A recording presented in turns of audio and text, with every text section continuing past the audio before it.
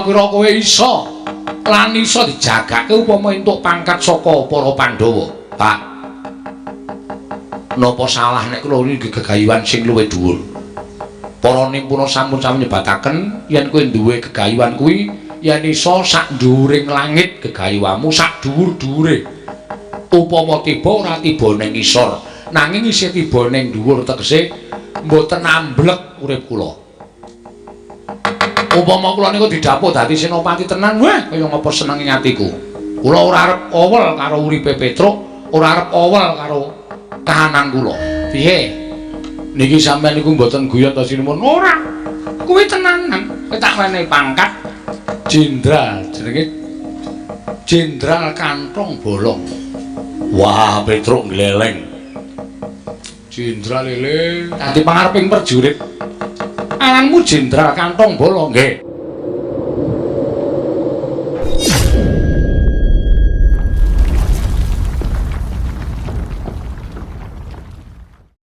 Prayitna semuriris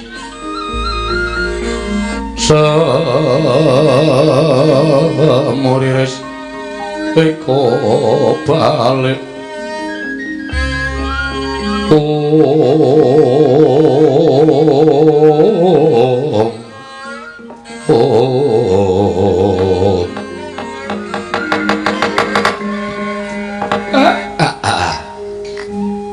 wis tutuk Leda Gojek.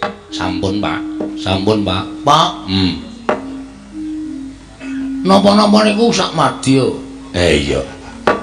Mboten perlu kekathan, mboten perlu kesithiken. Nek kokean niku wong mangan niku urane 2 piring kok mangan 5 piring ya mesti muntah-muntah. Dadi Gojek ya sak madya. Ora perlu kokean, nek kira-kira cukup ya wis. Bagus, bagus. Aku seneng. Kowe duwe penemu sing kaya ngono kuwi. Napa mawon niku nek kekathan sta bakale ora apik. Iya. Lah niki terus ajeng ngrembug menapa, Pak? Kowe karo aku lho nderekke ndaramu Pandhawa wis puluhan taun. Nganti dina iki aku wis entuk sasmita yen ndaramu Pandhawa bakal nyabrang perang gedhe kang winastan Bratayuda Jaya Binangun. Mula ora aneh nek akeh para putra, para punggawa Tamtama Senopati ngepadha rawuh ning negara Ngamarta niate mung kepengin ngatonake dharma bektine supaya tinuding dening para Pandhawa madheg Senopati apan kuwi ingkang dadi gegadanganing para satriya. Lah terus kaya awake dhewe iki minangka dadi panakawan. Awak dhewe iki minangka dadi batur. Monggo Pandhawa arep nglakoni perang ya kuwi Bratayuda. Nek miturut aku iki kowe karo aku ya ora kena padha menak-penakan. Ora kena padha sak kepenake dhewe ning bantu Ndara Pandhawa anut kabisane awake dhewe. Yen awake dhewe iki batur ya mbantu piye supaya prajurit iki ora kekurangan sandang utawa pangan, ora kekurangan unjukan, butuhake unjukan sarta daharan, kowe karo aku ya wajib nyawisake. Mula sing jeneng menungsa kuwi gegayuhane mung manut karo kabisan, manut karo ngukur karo derajate dhewe-dhewe. Nek derajate kaya kowe karo aku ya wis apa anane bantu ya sak gaduking kabisane awake dhewe aja duwe pepinginan sing di luar. Tenan ora omongan kedawan ki terus kok kata-katane kentekan ki terus ming sak jabaning kabisane awake dhewe. Karepku ngono kuwi to, Le. Niat langen ning kalanggiwan agar pandang moncar tinon ler kekonang sureng sorot tetan padang kasoran pacaring purnaming kekono dasari mongso katiga. Petruk ngapa? Pak, jane kula niku duwe impen. Impenmu apa? Impen niku mboten perkara kula menika turu terus nglakoni impen mboten. Sing kula aturke impen niku gegayuhan, Pak. Gegayuhan sing piye? Gandeng pendak-pendak Bapak Prisa piyambak nek kula niku arep ming Panakawan ning kula duwe keprigelan olah kridane ngaprang. Wis mula-wali kula menika ketemu karo Kurawa, kula ngakoni perang karo para Sata Kurawa, nyatane Petruk tekan semriki ya slamet, ya urip. Tegese Petruk niku ora ketang sithik duwe keprigelan ing babagan ulah kridane ngaprang. Lah terus kula kok duwe gegayuhan, Pak. Gegayuhan apa? Kula kok kepengin matur ngersani karo Punden Pandhawa. Kula kok kepengin sak ora-orane didadekke prajurit, sak ora-orane didadekke manggalaning prajurit. Utawa kula malah luwih diparingi pangkat. Syukur bagi nek Petruk niku iso ngukur karo ketrimaning urip. Kula pengin dadi senopati ngaturke kelabuh bektine awak kula dhateng punden-punden kula para Pandhawa, Pak. Mareka ten prayitna semuriris. Semuriris eka balik titiyane Gandayani. Petruk lagi mingkem lho leh ku omong. Wong ki ngukur karo derajate, ngukur karo kabisane. Lah wong kowe iki ming batur, kowe iki ming Panakawan ya bener, kowe iki tau tate Bandayuda perang karo Kurawa. Tau tate tak kongkon kowe nemu alangan kudu adu atos sing balung leting kulit karo Kurawa, pendak-pendak kowe iso menang. Ning iki Bratayuda ora sak lumahing wong perang. Apa kira-kira kowe iso lan iso dijagake upama entuk pangkat saka para Pandhawa, Pak? Napa salah nek kula niki gegayuhan sing luwih dhuwur? Para nimpuna sampun sami nyebataken yen kowe duwe gegayuhan kuwi yen iso sak dhuwuring langit gegayuhanmu, sak dhuwur-dhuwure. Upama tiba ora tiba ning isor, nanging isih tiba ning dhuwur, tegese mboten amblek urip kula. Upama kula niku didhapuk dadi senopati tenan, wah kaya ngapa senenge atiku. Kula ora arep owel karo uripe Petruk, ora arep owel karo kahanan kula. Kula ikhlasake. Nek pancen Petruk kudu tekaning pati, Petruk kudu sirna wonten ing Bratayuda, kula mboten napa-napa. Ikhlas. Patine Petruk, patine Panakawan ning para Pandhawa ngenami Petruk, kinarya rabuk kemenanganing para Pandhawa. Wow. Sumpah lahir batin, Pak. Sekseni sing gawe urip kula mboten ajeng owel, kula ora arep grundel. Ning kula ikhlas lahir batin, Pak Semar. Anakku, anak.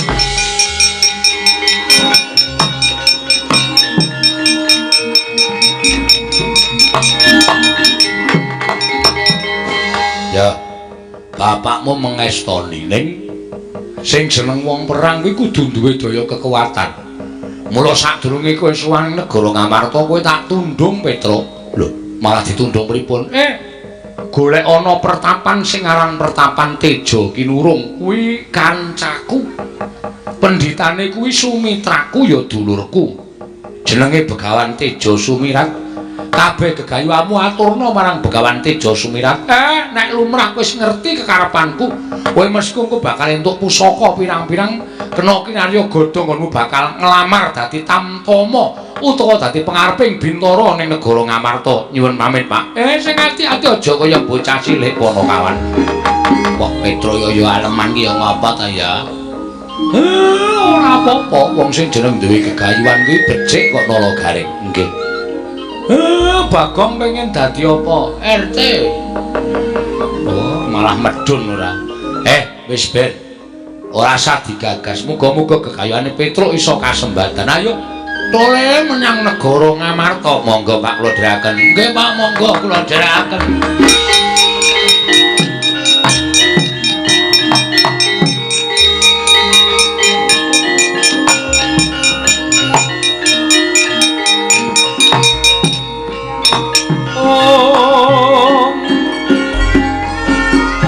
Kumbang hangat caping tawang susuh angin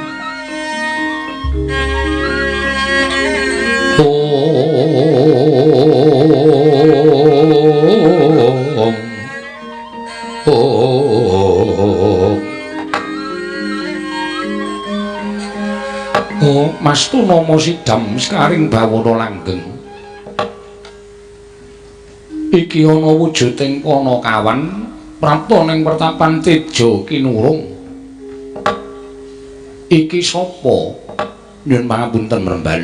Sewu kalapatan Diagung Pangaksami, kula namung maos wonten ing gepura ingkang mapan wonten ing sakjawining pertapan wonten seratan Jawi Kina ingkang tulisanipun Pertapan Teja Kinurung. Mila tumunten kula lajeng sowan Paduka Mremban menapa para saestu panjenengan menika ingkang peparab Begawan Teja Sumirat. Iya. Aku Begawan Teja Sumirat. Dene kowe sapa Kisanak? Nyuwun pangapunten sowan kula dipun utus dening bapak kula. Lho, bapakmu sapa? Bapak kula naminipun Semar Badranaya. Ngendikanipun gadah rencang pandhita wonten ing Pertapan Teja Kinurung. Peparabipun Begawan Teja Sumirat. Kula putranipun Bapak Semar, nami kula Petruk Penemban. Lah dalah jagat Dewa Bathara. Kakang Semar ora lali aku kelawan kabecianing Kakang Nayantaka ingkang wis mataun-taun srawung kelawan aku Petruk. Ya senadyan arang-arang ketemu nanging tansah ngerti marang kahananing ruwang kuwi becik-becike wong ning jagat. Nggih, matur sembah nuwun panjenengan sampun prisa. Ya, kowe Petruk inggih anake Semar. Iya kasinggihan mekaten. Bapakmu utusan kelawan sira ana parigawe apa? Mboten dipun utus, nanging pancen kula menika dipun tunduk sowan wonten ing Pertapan Teja Kinurung. Wigatosipun rak ngaten Mremban, estunipun kula menika rak dados abdinipun Pandhawa menika sampun mataun-taun, puluhan taun mbok menawi wiwit Pandhawa menika alit ngantos sak mangke sampun sami sepuh. Para Pandhawa menika badhe nglampahi kodrating jagat ing winastan Bratayuda. Inggih menika perang ageng antawisipun Pandhawa lan Kurawa. Iya, aku wis ngerti lan wis krungu. Apan kuwi dadi tetandha pungkasaning jaman Pandhawa lan Kurawa. Nggih. Nah, kula niku rak ngimpi-impi.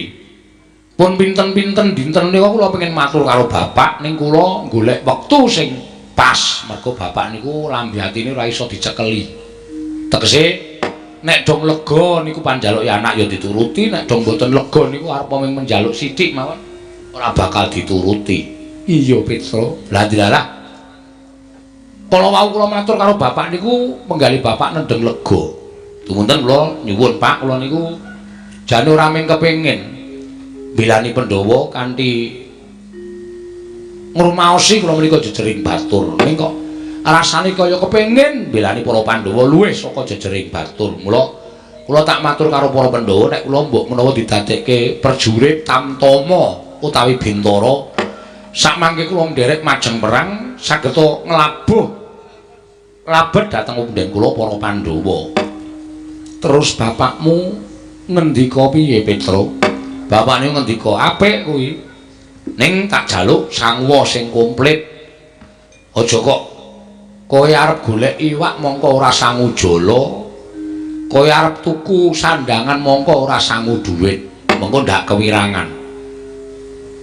Kowe arep maju perang ya kudu sangu jaya kawijayan. Lah kersane bapak sowana nek kancaku Begawan Teja Sumirat nang Pertapan Teja Kinurung. Nyuwuna daya piandel saka Begawan Teja Sumirat supaya kowe diparingi daya piandel nek upama kowe ditampa minangka dadi prajurit negara Ngastina utawa luwih-luwih syukur bagi ketrima uripmu ditampa dadi senopati. Kowe wis sangu komplit ngene bakal maju ning babaratan Petruk ngaten menika ndene Bapak. Gunjang ganjing langit kelap-lapaton lir kincang ing risang mawe gandrung. Oh Mas Tunama sidam skaring bawana langgeng. Kakang Semar ya.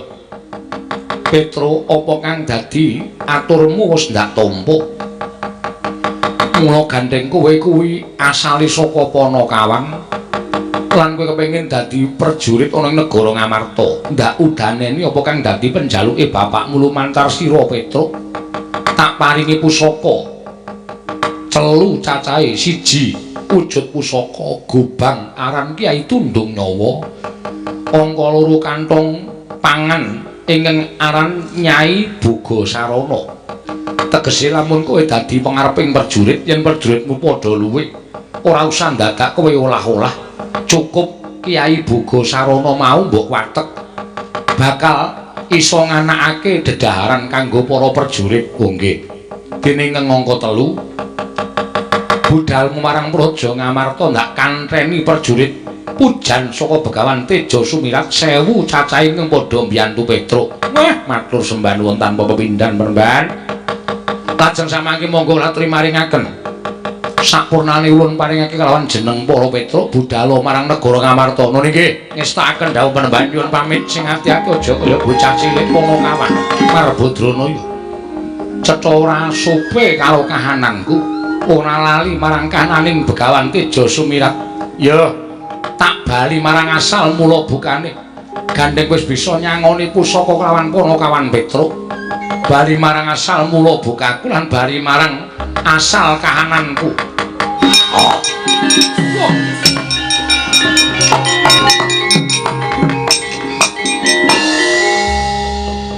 Kowe ora ngerti kelawan apa sejatine aku Petruk. Aku Jim Salantara Gandharwa Maya ya Gandharwa Raja Bali. Bangsaning Jim kowe ingkang dadi anakku Petruk tak sebda muga-muga kelakon penjangkamu aku tak bali marang asal mula bukaku Petruk. Wah.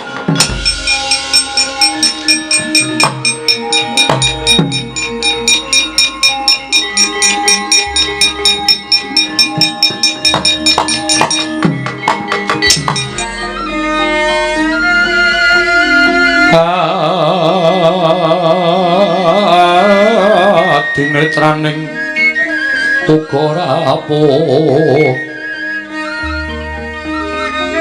sataning kukila ring kanikara sakater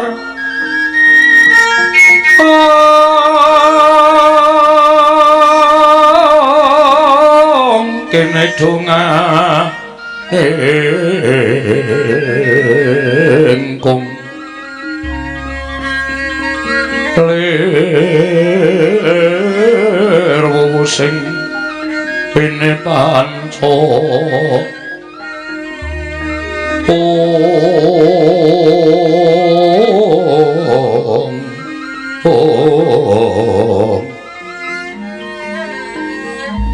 Bawata keng ayam wana mrak manguwuhing kagakan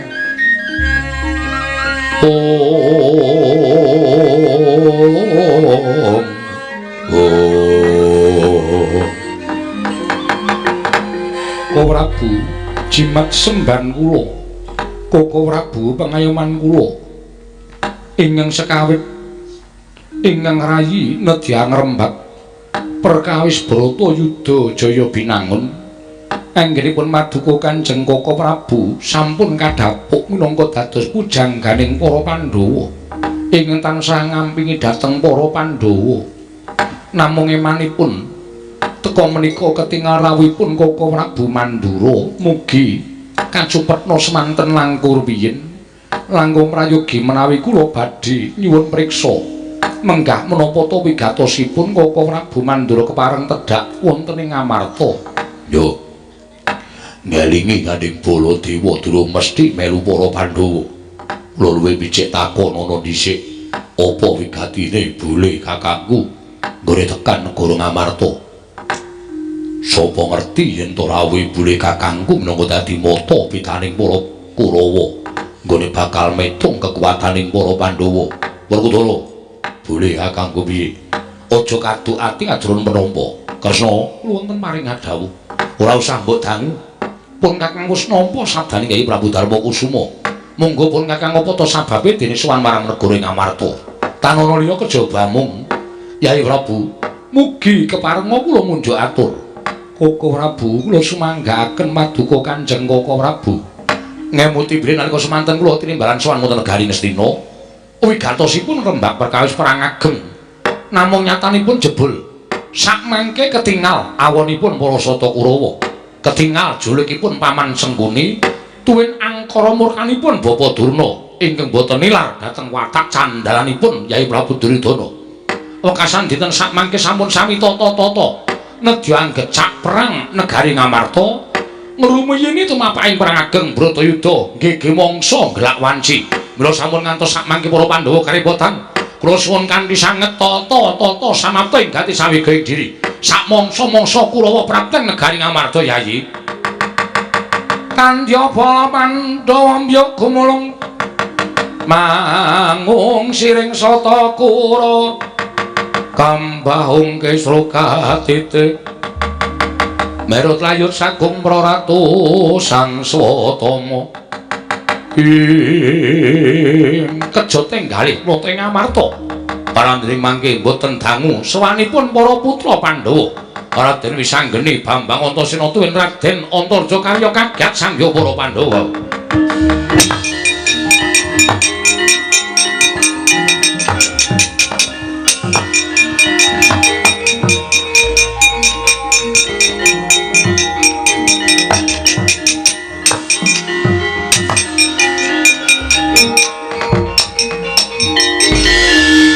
Wisanggeni sowan mangka tanpa tinimbalan Siwa Ndarawati ya ana apa aku pengen matur lawan Siwa Ngamarta ya gage matur Siwa sewu-sewu kalepatanipun kalputane putramu Indrasila Geni aku nyuwun mangapura Wisanggeni ora dadi ngopo Wisanggeni ene ngopo mung pengen munjuk atur lan manjehake lawan kewajibanku gandeng iki Bratayuda wis meh tumapak mula aku nyuwun dawuh gandeng Wisanggeni iki pinanganing putra Pandhawa ingkang aku rumangsa ora duwe tata krama lan unggah-ungguh nggonku bisa ngatonake kabecikan sarta njunjung kelawan asmaning wong tuwa ya mung aku kudu besok bisa dadi senopati ning negara Ngamarta ngrabaseng para sata Kurawa bareng karo kadangku tuwa Kakang Antasena wa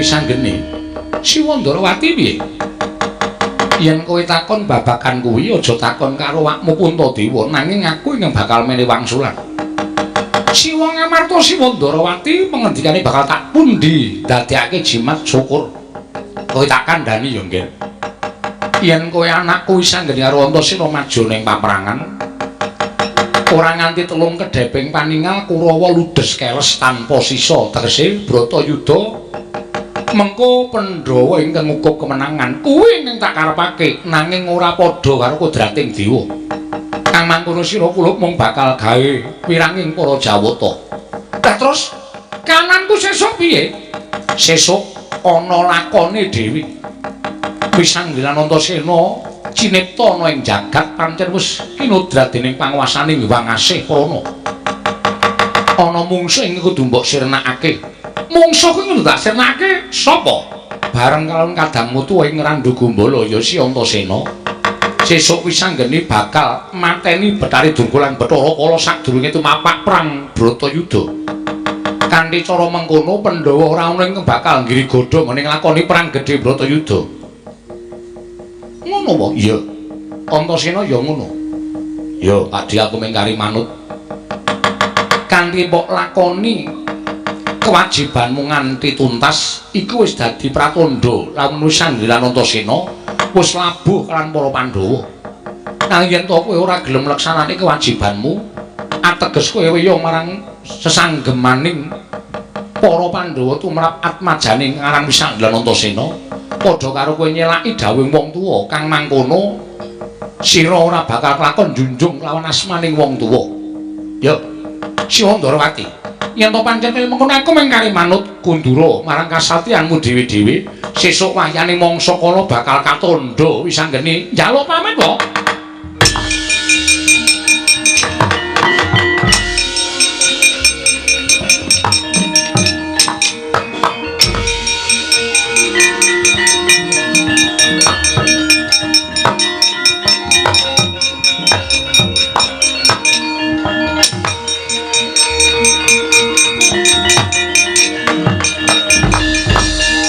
barang kula cumadeng dawuh ora bulajeng kawontenanipun ingkang putra pun Antarja kados pundi ngemuti bilih kula menika ora ditebi papan kula kalian para Pandhawa tartemtu boten saged caket kalian putra-putra sanesipun Antarja wonten timbalan sesuk wayane mangsa kala wis nyaketi Bratayuda tiling-tilingno karnamu kowe bakal tak timbali ngriki wis tak dawuh bali dhisik ngriki wis tak dawuh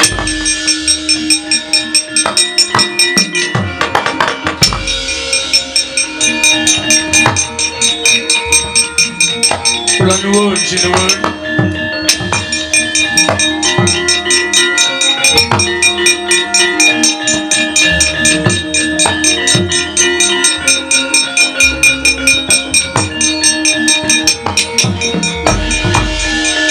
Yata laruta saking Gudha Sang Kurukula yen namutusa Sang Sri Petruk inggih lha ngapa Petruk apa ana perkara mboten kula sowan sang pundhen kula para Pandhawa syukur bagi sinuwun Kresna wenggah mriki iya estunipun menika namung prentul saking manah kula sinuwun menawi kula dipun lepataken kula mboten menapa-menapa upami atur kula menika dipun tampi kula ngaturaken panuwun tanpa pepindhan kula menika ngrumaosi derajat kula menika namung batur kula menika namung Panakawan ming tukang momong iya ning sareng caket kalian Bratayuda lah kok raos kula menika dipun tetangi rasamu kan tetangi perkara apa kula menika ndereke punden Pandhawa pun dangu kula nek Pandhawa badhe nggadahi damel perang ageng menika raosipun kula nika pengin ngetingalaken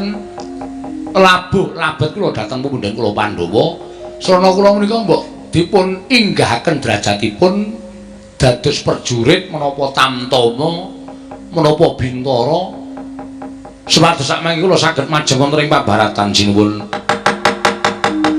gunjang ganjing langit kelap-lapaton lir kincanging risang mawe gandrung Petro nun nganti didodhok kepulungan kowe ngatese kowe iki drajating batur Panakawan lah kok merentrol pamikirmu kok kepengin labuh labet kalian para Pandhawa ning kowe ngerti ora pitukane wong maju perang kuwi mung mati lho Petruk cilik lara gedhe tekaning pati lah kira-kira apa kowe ikhlas karo nyawamu mboten ikhlas sebab napa to sinuwun sampun kula ikhlasaken urip kula ya wis suwe kula urip ning alam padang menika pun dangu upama kula menika pejah bantu kalian para Pandhawa pejah kula menika mboten sia-sia mergi kula bantu karo pepunden kula nggantu kali juragan kula malah kepara tumrap kula wong sing ora wani bantu karo kabecikan sing dilakoni dening para Pandhawa ndelik mringkus merga ora wani perang niku kula anggap wong wadon pepinjungan uripa ora ana gunane mila sampun tetepaken kula tetep kepingin nglamar dados samboten-botenipun gadah pangkat supados sakmangke kula menika saged majeng wonten ing pabaratan sinuwun Petro nun yen upama kowe tak dadekke pengareping perjurit piye niku ora guyon sampeyan ora kowe kepengin dadi perjurit ning kowe tak dadekke pengareping perjurit malah pangkatmu ora baen-baen pengareping perjurit ana negara Ngamarta kuwi katelah pangkate jenenge jenderal kowe jenderal kancil apa ora sembrono kuwi tenan lho estu napa iya terus nek niku estu kula ajeng dinampake kula nderek kowe tak wenehi sandangan Petruk sandangane kaya ngono apa ayo melu aku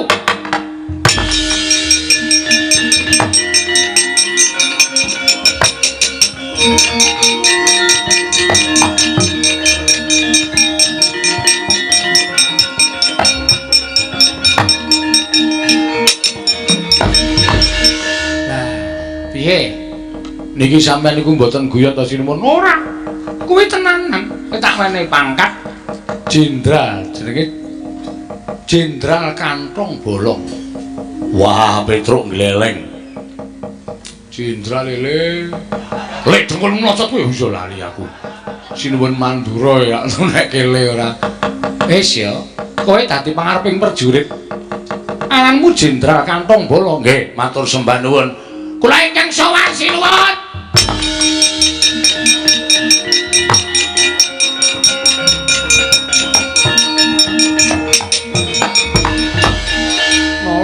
apa ya pengen dadi jenderal? Ah mboten. Pun kula tak isah-isah mawon teng mburi. Malah ngrekoso dadi prajurit ketembak malah modyan. Eneng apa kula gareng? Wah, kula wau jagi wonten tepis wiring negari Ngamarta. Mboten kanthi kanyono-nyono. Jebul wonten satunggiling Nalendra Yaksa ingkang ngamuk punggung Suratamta Nirbaya Nirwikara. Saking negari nggawa penatas namipun Prabu Naga Yaksa ingkang nguwuh-uwuh anggecak perang negari Ngamarta miwiti Bratayuda utusanipun Prabu Duryudana. Wah, wedak-wedak.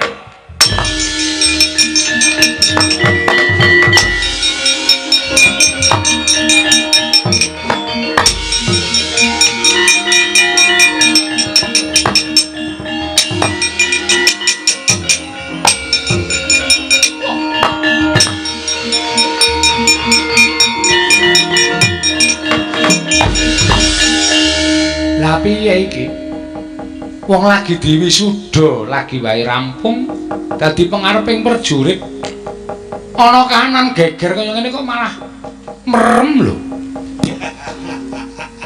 Lho, sinten niki? Petra ngono kok. Wah, gleleng bocah nek ketrima uripe. Truk. Tangi. Lho, garing. Basa karo kureng. Basa apa basa? Jenderal. Jenderal dekok apa? Aneh-aneh ora. Iya, iki wis tak wisuda dadi jenderal pangareping para kawula. Ha nek pancen nyata kowe dadi jenderal nyeramake uripmu marang kemenanganing para Pandhawa ana kraman kok micek ki jenderal apa kuwi? Kraman apa rek? Ah, buta ngamuk. Weh, ladah.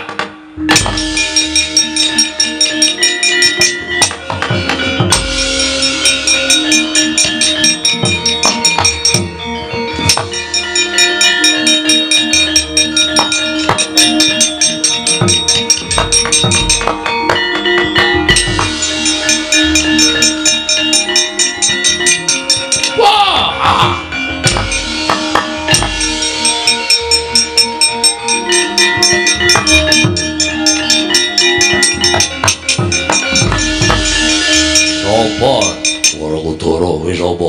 Narendra nggawa penatas Prabu Naga Yaksa. Loro perang ning negara Ngamarta dawuh timbalaning Prabu Duryudana. Nggih mangsa glak wanci Bratayudaya endi Pandhawa kokope getihe.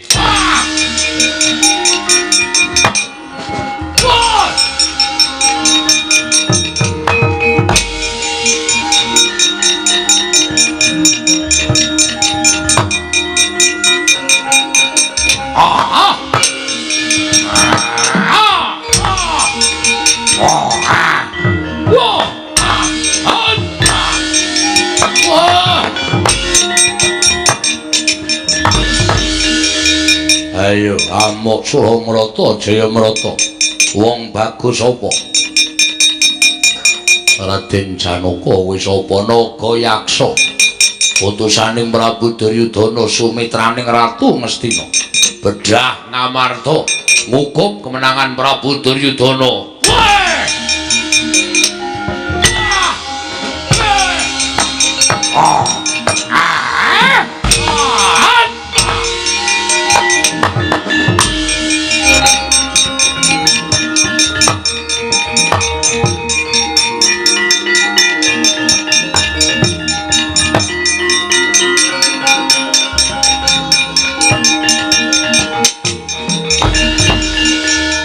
Jenderal Kantong siap 86. Oh iya basamu rasa dadak werna-werna lho. Nggih pripun? Iki kanggo ngatonake dharmamu karo para Pandhawa. Nggih. Ora iso mateni buta kae, teges kowe mentala karo patining para Pandhawa. Ayo tak jajal kaya ngapa kesagamu. Siap.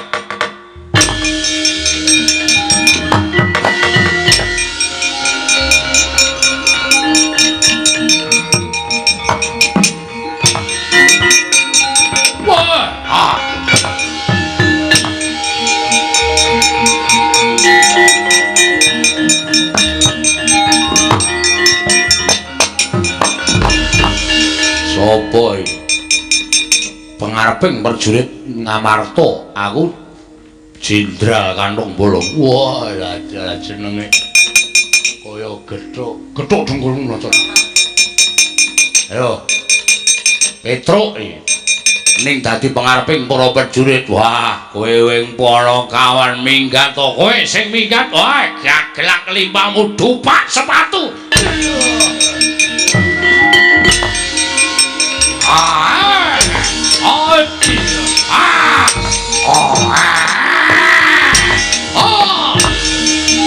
Ayo, aku.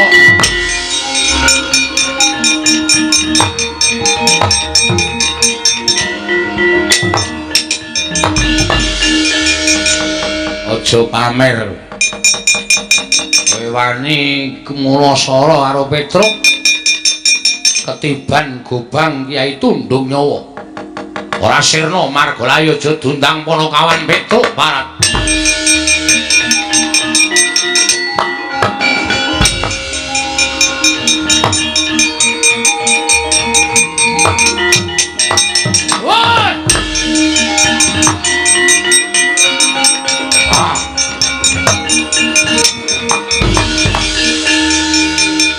Mregah penggalih Lurah Petruk Kantong Bolong sing wis pinaringan pangkat dening Nata Ndrawati nalika semanten Prabu Nakayaksa den gulung dening Lurah Petruk parandening mangke saged kinipataken wani Petruk nyaut Gobang Tundung Nyawa den sabetaken mestakaning Prabu Nakayaksa parandening mangke Prabu Nakayaksa saged nyaut jangganing Jenderal Kantong Bolong temah babar jatining wujud bali marang asal mula bukanira Prabu Nakayaksa sirna Margalayu.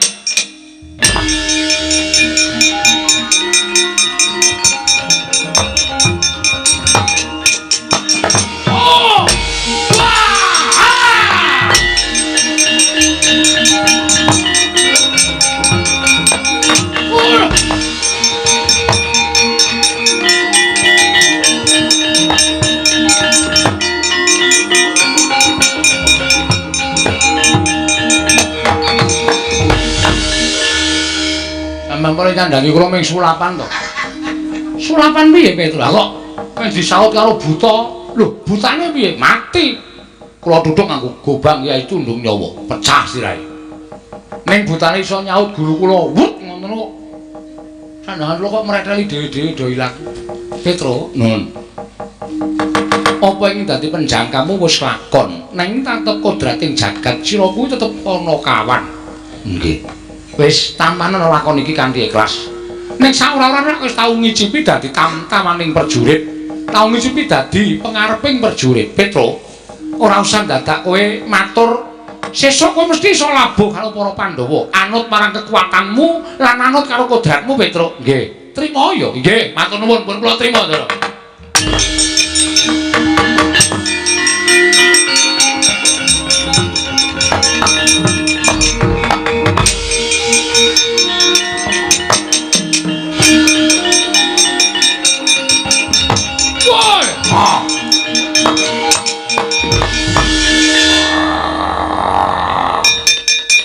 Ayo Ratu Gustiku sirna Margalayu, aku ora nrimakake, aku belakno. Wah!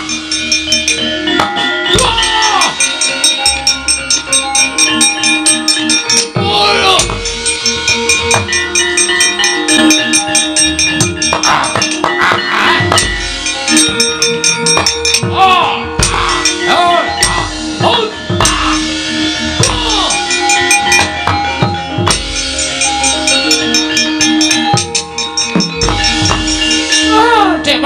Pripun? Mumpung gegeran. Ana tetembungan sinambi nyilem ngombe banyu. Napa niku? Sambil menyelam minum air. Niku sinambi nyilem ngombe banyu. Sepisan didayung loro pulo diselip. Wow. Satu kali dayung, 20 terlampaui.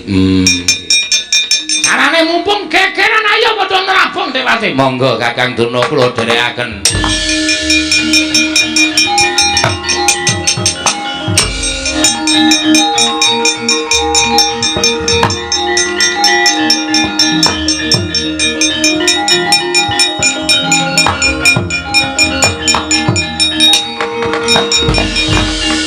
semadange jagat tumungup-mungup paning sapucaking bukir marebak bangsa mirat neng soroting surya mega lan gunung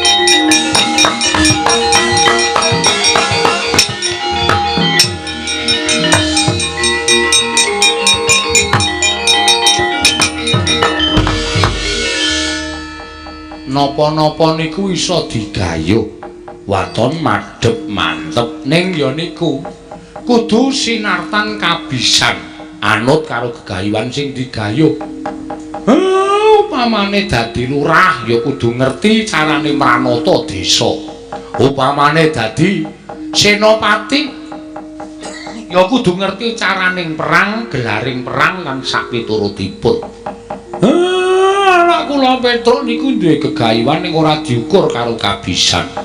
Lah ning sedhela ngene apa anane mawon? Ya, sing baku iso kasembadan. Kabeh crita menika wonten maknanipun ingkang saged dipun pendhet gumantung anggenipun nangonceki dhateng crita menika kala wau. Ya, Semar. Purnaning gati sura sudra janing kang ratsuwa brasta kaping 10 Darmastuti rahayu ing samya makarya rahayu ing samya pinanggih ndara